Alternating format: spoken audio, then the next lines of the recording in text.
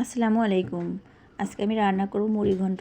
তার জন্য আমি এখানে দুই রকমের ডাল নিয়েছি, মুগ ডাল আর মসুর ডাল। প্রথমে আমি মুগ ডালকে এখানে ভাজবো, মসুর ডালটাকে ভাজবো না। যখন দেখব এটা লাল লাল হয়ে এসেছে, তখন ঠান্ডা পানির ভিতরে কিছুক্ষণের জন্য ভিজিয়ে রাখবো ভাজা শেষে। এর সাথে আমি মসুর ডালও ভিজিয়ে নিব, আধা ঘন্টার জন্য ভিজিয়ে রাখবো। আমরা সাধারণত মুড়ি ঘন্ট রান্না করি মাছের মাথা দিয়ে। এখানে আমি মাছের মাথা নিয়েছি, মাছের মাথা হলুদ লবণ দিয়ে ভালোভাবে মাখিয়ে এখন আমি মাছের মাথা ভেজে নিব।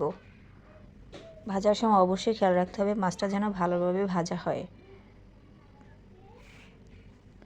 ভাজা শেষ আমার মাছের মাথা। এখন আমি কড়াইয়ে তেল দিয়ে তার ভিতরে দিয়ে দিলাম পেঁয়াজ কুচি।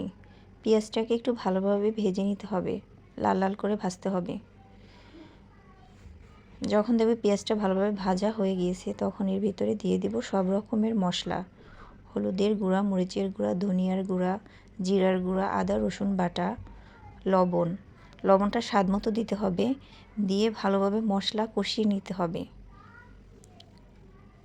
মশলাটা কষানোর জন্য আমি সামান্য আরেকটু পানি দিয়ে আবার কষিয়ে নিব। মশলা কষানো ভালো হলে রান্নাটাও ভালো হয়। যখন দেখব আমার মশলাটা ভালোভাবে কষানো হয়ে গিয়েছে, তখন আমি এর ভিতরে মাছ দিয়ে দিব। মাছ দিয়ে আমি কিছুক্ষণ রান্না করব। এখন আমি এর ভিতরে পানি দিয়ে দিব। পানি দিয়ে যখন দেখব পানিটা একটু ফুটে উঠেছে, তখন আমি এর ভিতরে ডাল দিয়ে দিব। ডালটা অবশ্যই পানিটা যখন একটু গরম হবে তখন দিতে হবে। ঠান্ডা অবস্থায় দিলে ডালটা সিদ্ধ ভালো হয় না। এরপরে নেড়েচেড়ে ভালোভাবে মিশিয়ে ডালটাকে ঢাকনা দিয়ে কিছুক্ষণের জন্য রান্না করব।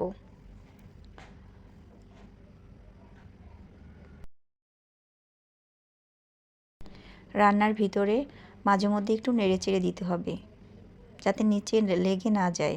এরপরে আমি দিয়ে দিব কয়েকটা কাঁচামরিচ। আমার রান্না প্রায় শেষের দিকে। এখন আমি একটা বাগার তৈরি করব মুড়ি ঘন্টর জন্য। তার জন্য আমি এখানে দুটো শুকনো মরিচ, পেঁয়াজ কুচি, রসুন কুচি দিয়ে ভালোভাবে নেড়েচেড়ে লাল লাল করে ভাজবো। তার ভিতরে আমি আরও দিব আস্ত জিরা, আস্ত ধনিয়া, রাঁধুনি, মৌরি দিয়ে বাগার তৈরি করব একটা। আমার বাগারটা প্রায় হয়ে গিয়েছে। এখন আমি মুড়িঘণ্টের ভেতরে দিয়ে দিব। দিয়ে ভালোভাবে কিছুক্ষণ নেড়ে চেড়ে ভালোভাবে মিশিয়ে আরও 2 মিনিট রান্না করব, যাতে বাগারটা ভালোভাবে মুড়িঘণ্টের ভিতরে মিশে যায়। এখন আমি এর ভিতরে দিয়ে দেব ধনিয়া পাতা কুচি। আলহামদুলিল্লাহ, মুড়িঘণ্ট রান্না শেষ। আপনারা চাইলে এভাবে রান্না করতে পারেন। এভাবে রান্না করলে মুড়িঘণ্ট খেতে অনেক মজা হয়। ধন্যবাদ ভিডিওটি দেখার জন্য। ভালো লাগলে লাইক দিয়ে সাবস্ক্রাইব করবেন। আসসালামু আলাইকুম।